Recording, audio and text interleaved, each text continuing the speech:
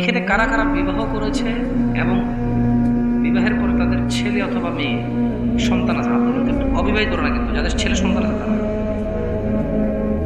মাশাআল্লাহ, তাবারাকাল্লাহ। দেশে তো বিবাহিতের সংখ্যা বেড়ে যাচ্ছে, নাকি অবিবাহিতরা পাবজি আর ফ্রি ফায়ারে ব্যস্ত এখানে আসে নাই হতে পারে। লুকমান হাকিমের নাম শুনেছেন? তিনি ওনার ছেলেকে একটা উপদেশ দিয়েছেন।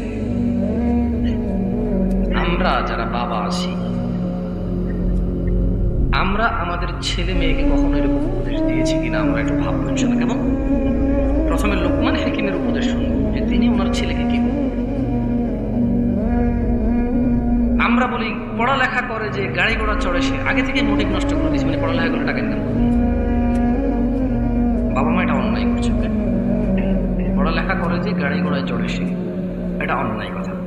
পড়ালেখা করে যে সত্য মিথ্যা পার্থক্য করতে পারে সে, পড়ালেখা করে যে ন্যায় অন্যায় বুঝে সে, পড়ালেখা করে যে জঙ্গলি বন্যতা মূর্খতা থেকে মুক্ত হয় সে, পড়ালেখা করে যে গাড়ি ঘোড়া সে চড়বে। অধিকাংশ স্কুল শিক্ষকের সাইকেল নাই।